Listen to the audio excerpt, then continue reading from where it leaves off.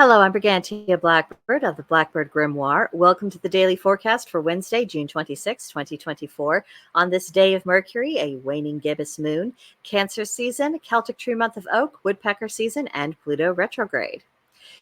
Now for our astrological configuration. The sun is in Cancer, cardinal water, representing intuition. The moon is third quarter Pisces, mutable water, representing artistry. Mercury is in Cancer, cardinal water, representing hominess.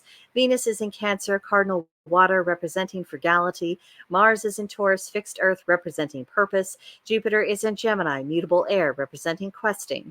Saturn is in Pisces, mutable water, representing nostalgia. Uranus is in Taurus, fixed earth, representing renovation.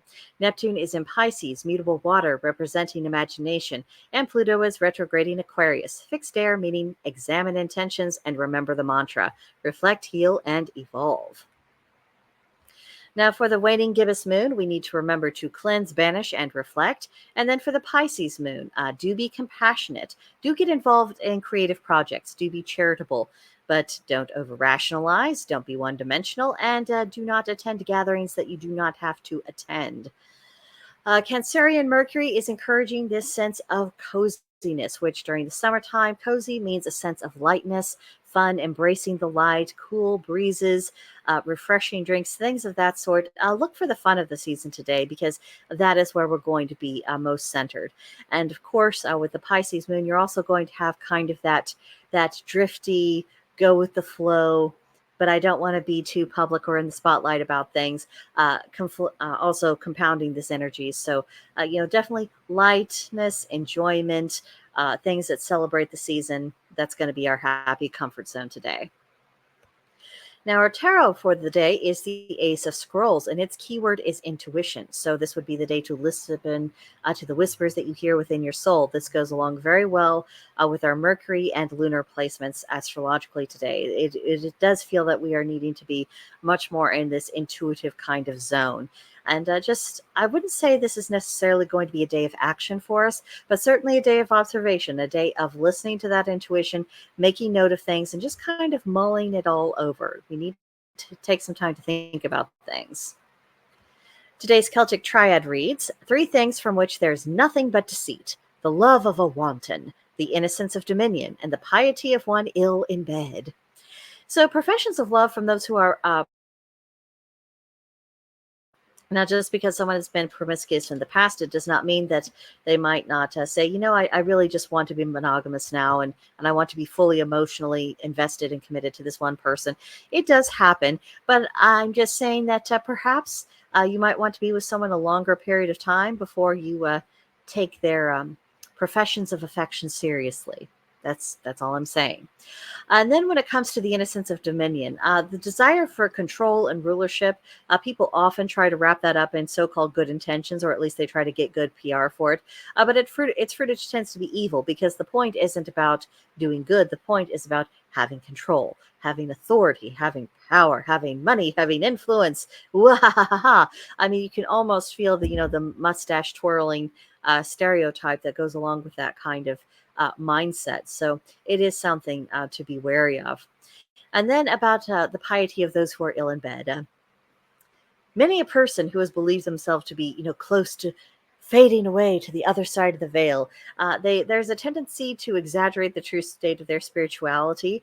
In Christianity, there are many people who have found religion on their deathbeds, mostly because they're afraid of facing, judgment or something of that sort. But it is a tendency. It is an interesting human tendency that people do that. So. Again, these are things to not take at face value. Look beneath the surface.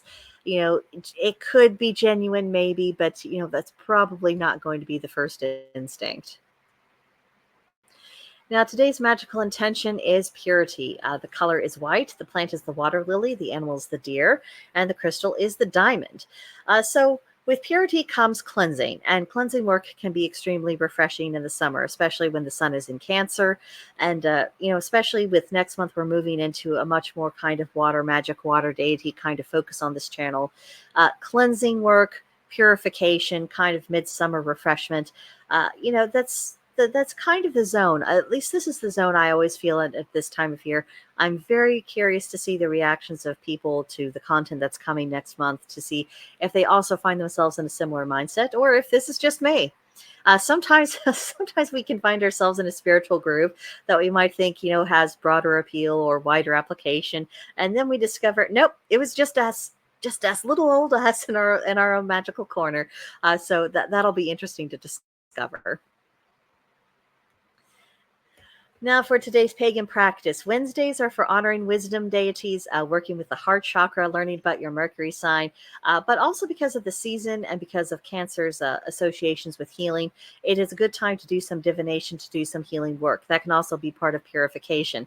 And I scared up a spread for you, 6 cards.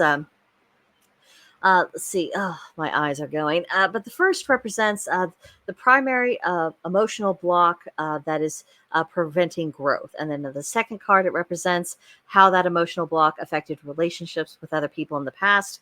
The third represents how that block is affecting relationships with other people in the present. Then you go up to your fourth, and it represents lessons that can be learned from the emotional block.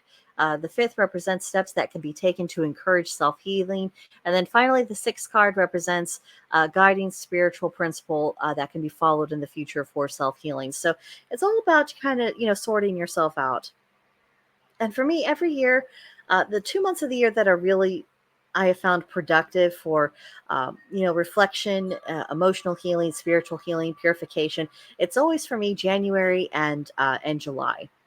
In January, it's all about preparation for a mulch and making sure that everything is fresh for that. And in July, it's more so about, shedding off the buildup that has accrued throughout the year and making sure that I'm not carrying forward any kind of burdens through the harvest season. At least that's always the goal and the intent. I'm curious. Again, does anyone else go through a similar cycle? And also, what do you think of this healing spread? Last suggestion for today's practice is burning some incense. I know sage is one of our favorite go-tos, and sage is a very useful herb. But other things that you might try would be Palo Santo.